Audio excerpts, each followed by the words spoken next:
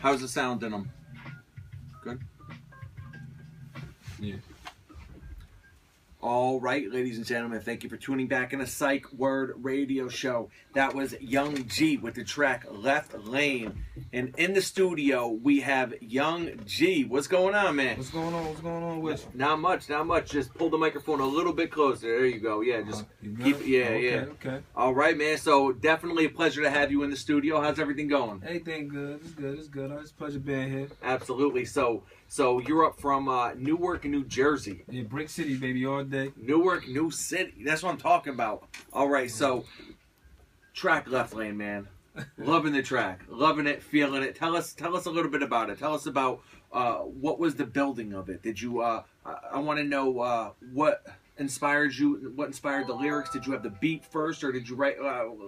I need to hear about this. Yeah, strictly, it was the beat first. I worked it on with my man E-Ski and everything. We was in there. My man Shy, so Major Studios out there in Clifton. You know, he gave me the track. I started writing to it. Then we got in the studio. It took us probably 2 hours just to get the song done. He kept hitting it with all different types of avenues how he wanted it to go. So once we came with it, he's like, yo, I want to turn some of that down south and that up north style, because he's from down bottom, Greensboro, North Carolina. He's really from. Okay. So he came up and we was in the studio and he just started putting it together. He's like, I just feel like, yo, you gonna make this a left lane.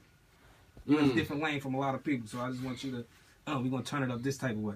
All right, so even the track title alone has some kind of. It's not like, you know, most tracks. It's they name it after what the hook says or what the verse says, but this actually has some meaning. Left Lane is kind of like you're going about it a whole different way. Whole different way, because I'm trying to do it different. Like I want to do different. I want to be I want to put my own stamp in the game. Me doing what I'm doing different. I don't want to be categorized as being anybody else.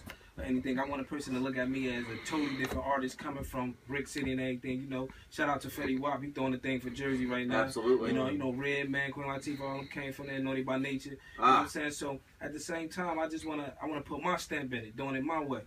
Absolutely. Now, so you had mentioned a couple of the people that are popping now and before. What did you grow up on? I mean, were you just growing up looking at these people like, damn?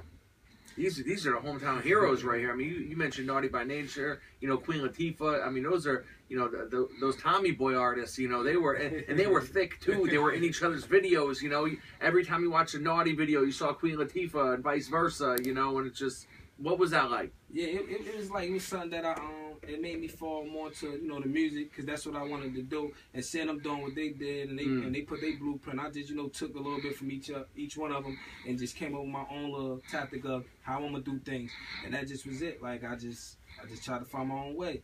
But I listened to them. I also listened to Jay, Biggie, Tupac. I was definitely hard off that Hard Knock Life. Of course. And that Reasonable Doubt album with Jay Spit. A lot of different stuff. I just listened to even some people from the South. I listened to everybody. So back in the day, we you hear a lot of the artists talk, especially, you had mentioned Redman, and he was talking about, especially coming up in the 90s, how Jersey just was consistently getting overlooked, and people weren't really taking Jersey that seriously. And do you still feel like there's that level of being overlooked just because you are literally right next door to New York City? Or do you feel like... Yeah, definitely. I feel like sometimes we do be overlooked, but right now, like I told you, Fetty Wap, he changed that a little bit. Other artists, they changed some things, which we do, and they saying it now, but at the same time, everybody get overlooked. Look at the South. They was overlooked for a long time, and now look, everything that's popping mostly is from the South. So at the end of the day, we just gotta when it's our time, it's our time. That's it. You just gotta wait your turn. Absolutely. So let me ask you something. What if you had to pick a 5-year span, 5-year block? What do you think the best era in hip hop history is? Best era hip hop. 5 years. The 90s, man, big and pop. All right. So from specifically which year to what year? 5 years. Would you go from 90 to 95, or would you go like 93 to 98? Yeah, 93 to 98. Right? 93 to That's 98. that block. Yeah. Because then you're getting it. You're getting a DMX. You're getting it on Cameron. Exactly. Yeah. All right. So you're going 93, 98. Yeah. I ain't mad at you. I'm feeling that. All right. So you had mentioned who was the gentleman that you recorded the track with? E-Ski, my man Kunch, long-time friend of the family. We did the track along. Right now, he ain't really messing with the music, but he got some gifts with it. He just pop up with beats here and there. He'll throw them my way, and I do it like that. All right, so he does music sometimes, but not fully, right? Not fully. Like he's not fully committed. Yeah. Now, and I feel like a lot of the artists that I work with, and I've worked with plenty, they talk about how there's always a dude in the crew that just is so good and so gifted, but they don't really take it that serious. And you're like, man, do you know how much I could use you right now? Yeah. Like, yo, if you just fed me all your beats, you need to get on it, right? Yeah, that's definitely. It comes from, but he listened from my first album, because I put my first album out in what's that, 03, 07. I put my first album out, The Life of Young G. I did it through distribution through CD Baby and everything. Yeah. So I did that. So that did alright. But coming from that style, he just he saw something different, and he just had that specific track that he felt like it was gonna work for me, and we made it work. Absolutely. Now I see you got your man in the studio. You want to give him a shout out? Yeah, my man. That's Trey from Nowhere Entertainment. He in the building with me. All right, a big shout out to him for sure.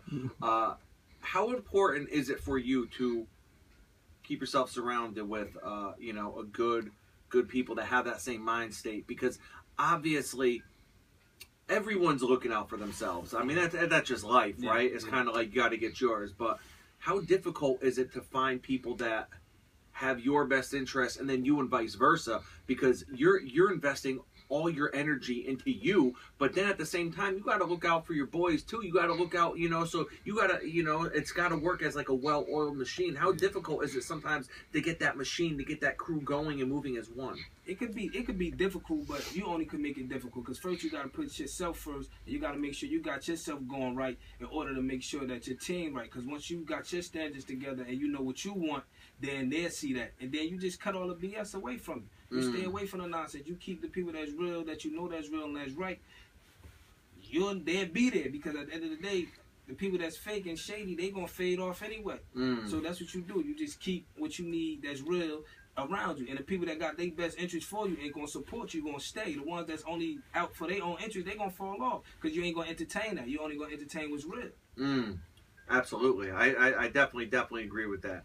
Now, you had mentioned, what was the first year you dropped? What was the first album you dropped? What year? In 07, The Life of Young G. All right, so 07 now. Man, 2006. Feels weird saying, or 2016. It feels kind of weird saying that, right? Yeah. I'm gonna be right in 2015 for at least a couple months and crossing it out. But so you're going on almost 9 years since you released your first album.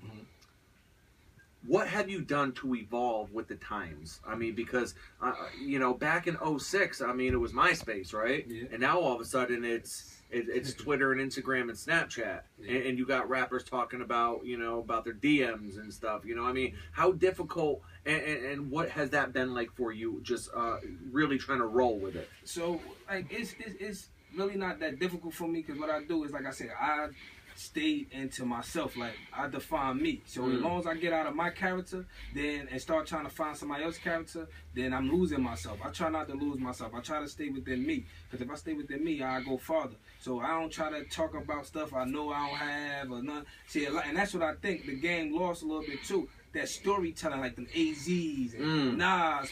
See, people, they lost that wave. AZ, so underrated. So underrated. Yeah. Everybody want to talk about all this other stuff of Flash, and like, a lot of people don't have that stuff. So you got to talk about what you're around and what you know.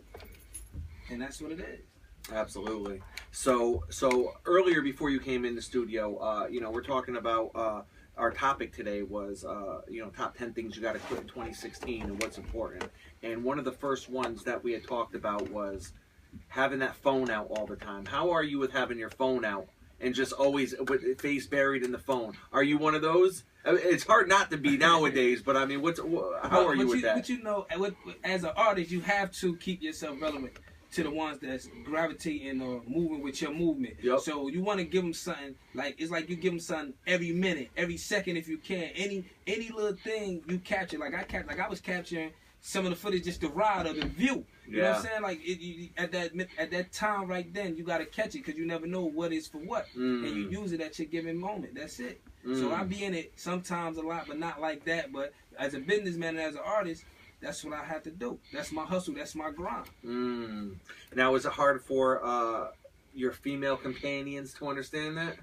Oh, no, because again, I'm a businessman. So when it comes to that, and I'm hustling, I'm grinding. So I don't got time for nobody to block my grind. So I'm focused. When it's time to play, I play. But I'm grinding. Absolutely. Now, how difficult is it for you to balance out the music life with everything else? I mean, does the music life just bleed into everything? Does it bleed into your family life, your personal life, the time with the women, the time with you trying to maybe further yourself on in another area of your life? I mean, is the music just intertwined in everything? Yeah, I have it adapt to everything that I do, but I also separate it. Like you get yourself. It's like a big corporation. You get your time, your hours, and everything for it. But sometimes with this music, like all the time, you gotta be in it 100% all the time, because everything and every moment is for something. So I spend my time when I need with my family. I spend my time with the music, and I set out a schedule, and I go by, and I try to make sure I have something. It's like working out. You got to work out and do the same routine, or change that routine step by step, and you make sure that through the years and the time, you're going to get progress. And that's what it is. So I just set it up like a workout. Okay. I'm curious to get in the mind of young G a little bit, okay? If I had to ask you to prioritize the top 5 things in your life, top 5 things, what would they be? My kid, my hustle, which is my grind, my company.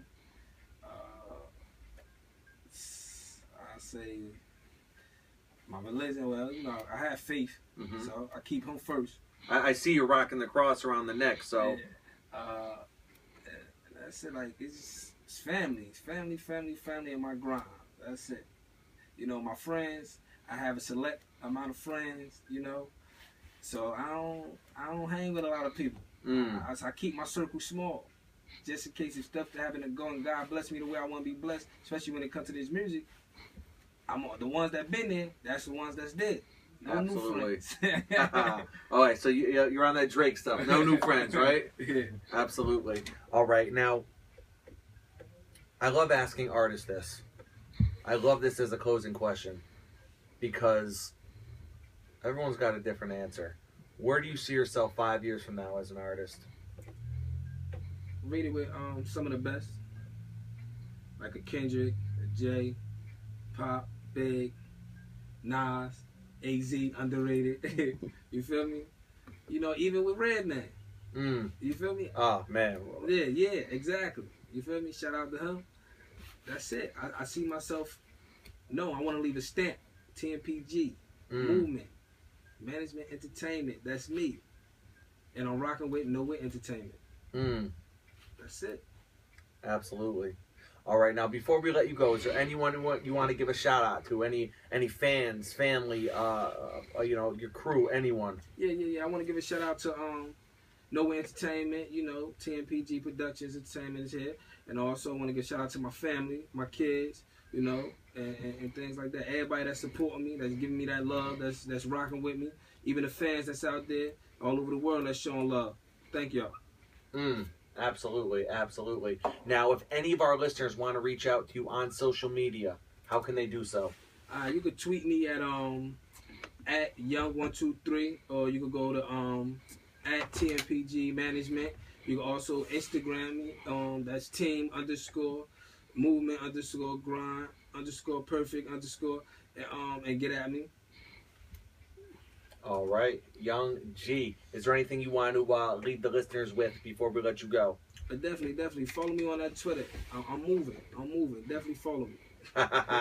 All right, Young G, it was a pleasure having you on Psych Word Radio Show, man. We look forward to hearing more music from you and